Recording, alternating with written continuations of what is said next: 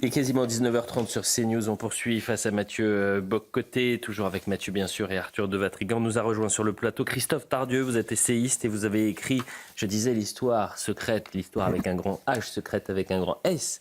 Ce roman autour du déjeuner entre le général de Gaulle et Georges Pompidou en août 70. Pourquoi avoir invité Christophe Tardieu ce soir ? Alors, parce que c'est un livre tout à fait passionnant, tout à fait remarquable, Le déjeuner de Colombey, donc où Christophe Tardieu met en scène le déjeuner imaginaire, bien évidemment, mais néanmoins passionnant, presque la suite des chaînes qu'on abat, une conversation entre, qui était peut-être tout aussi imaginaire, une conversation entre Pompidou et de Gaulle qui permet presque de capter l'esprit du gaullisme dans une époque aujourd'hui où tout le monde se réclame du général de Gaulle.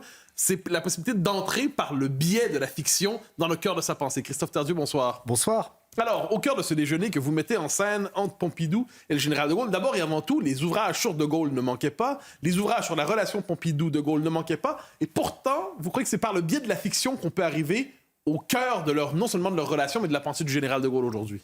En fait, ce que j'ai essayé de faire, c'est de réparer une forme de regret. Ce regret, c'est que de Gaulle et Pompidou ne se sont jamais revus à partir de la mi-69, un peu avant le référendum où de Gaulle est parti. Et j'ai trouvé ça vraiment dommage parce qu'en fin de compte, ces deux hommes qui ne se sont plus revus parce qu'ils étaient brouillés. Pompidou reprochait beaucoup de choses au général de Gaulle, sa gestion de mai 68, l'affaire Markovitch, et de son côté, de Gaulle pensait que Pompidou avait joué sans doute un rôle un peu sournois dans le non au référendum qui l'a conduit à la démission. Et en même temps, ce sont deux hommes qui se sont énormément appréciés. Pompidou ayant dit plusieurs fois de Gaulle était comme mon père, et de Gaulle, qui était pourtant pas très généreux en marque d'estime vis-à-vis de ses principaux collaborateurs, a à de nombreuses reprises dit toute l'estime qu'il avait pour Georges Pompidou. Donc j'ai voulu essayer, à travers ce roman, de réparer d'une certaine manière ce qui n'a pas pu avoir lieu avant. Alors, vous mettez en scène, notamment, je m'intéressais particulièrement à la figure du général de Gaulle, vous nous mettez en scène un homme qui tangue entre deux traits, je dirais presque de caractère ou de philosophie. D'un côté, une extrême mauvaise foi.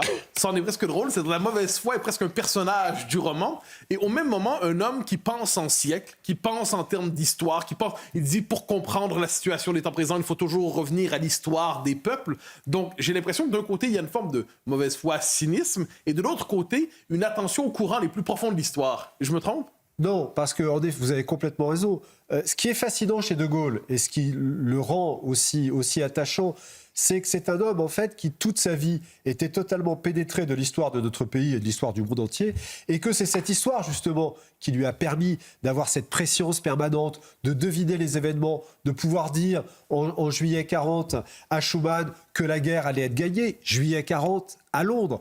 Et tous les incroyables moments de prédiction du général de Gaulle. Et donc, en effet, c'est un homme qui, grâce à l'histoire, voyait très loin et qui, en même temps, avait une mauvaise foi. Alors, je dirais peut-être pas cynisme, mais en effet, une mauvaise foi que tout le monde lui connaissait et qui était essentiellement due à cette solitude qu'il disait être son ami, mais qui, en fin de compte, devait lui peser assez lourdement.